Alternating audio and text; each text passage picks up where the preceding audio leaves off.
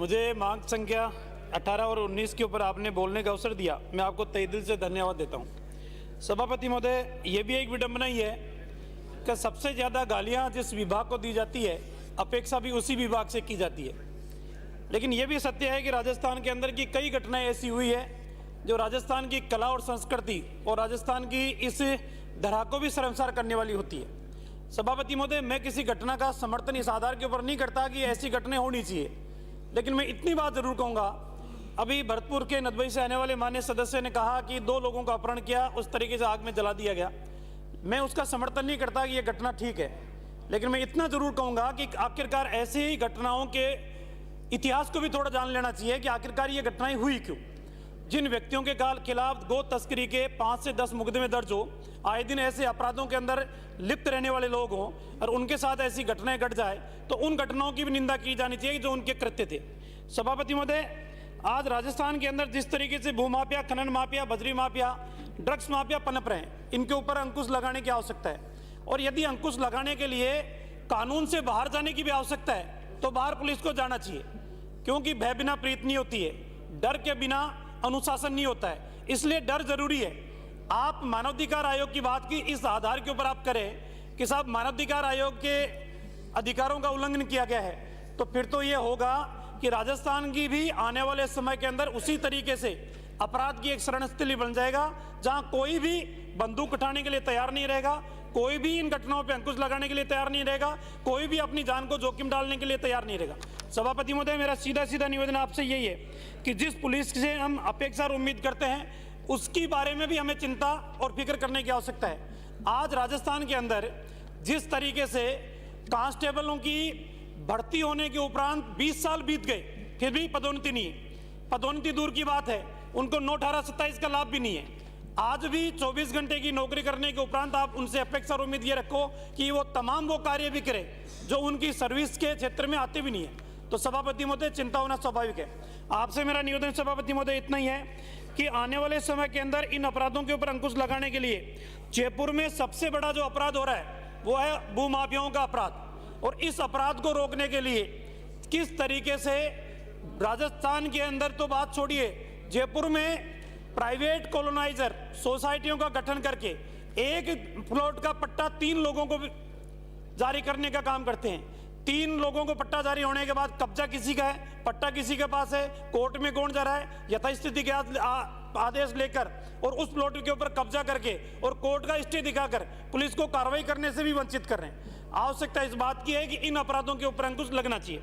और सभापति महोदय, आपके माध्यम से मैं निवेदन और करूंगा, आज राजस्थान के अंदर किस तरीके से सरकार की विल पावर, लोग ये सोचते हैं कि मेरी सरकार है, हमारी सरकार है, इस सरकार में तो हम कुछ भी करेंगे, वो सब गुना माफ है।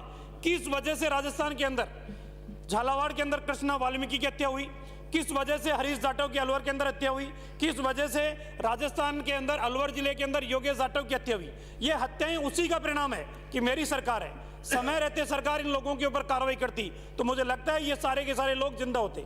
आज राजस्थान के अंदर एक भी जिला ऐसा नहीं है जिस जिले के अंदर ATM सुरक्षित हो, जिस जिले के अंदर मकान सुरक्षित हो, जिस जिले के अंदर गाड़ी सुरक्षित हो।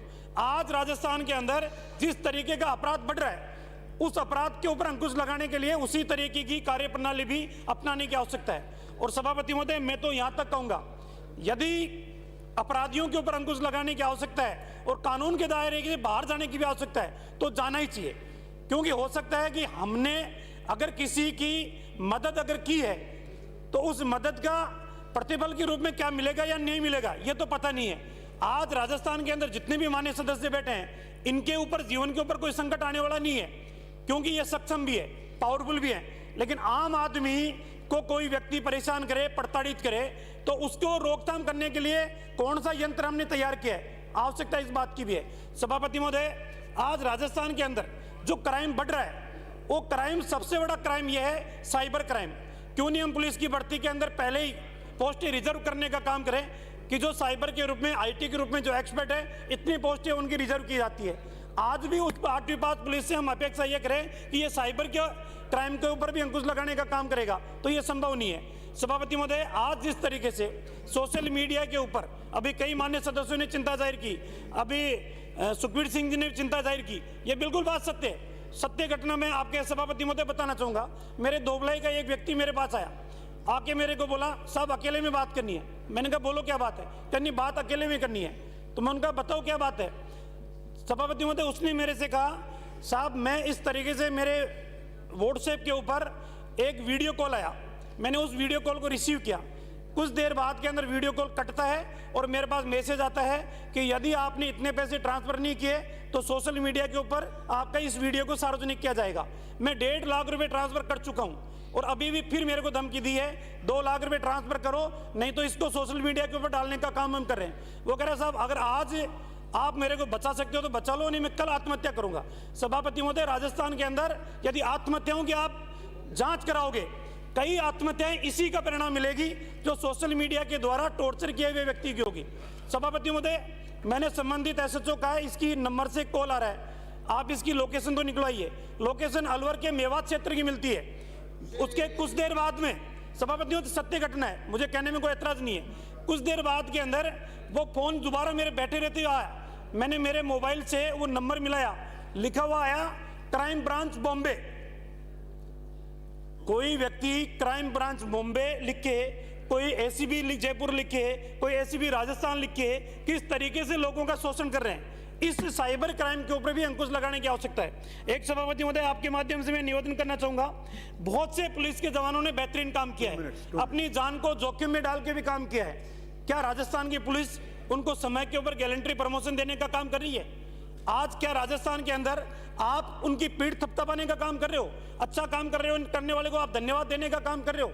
सिस्टम अगर पूरा कोलैप्स हो जाएगा तो इस सिस्टम को बचाने वाला कौन रहेगा? आज राजस्थान पुलिस को कोई अपराधी बाहर बैठा हुआ चैलेंज दे कि शुरुआत आपने की है, अंत में करूंगा। सभापति महोदय अगर इस तरीके से अपराधी बेखौफ होके सिस्टम को अगर चैलेंज करने लगे तो आखिरकार आम जन को बचाने वाला कौन है?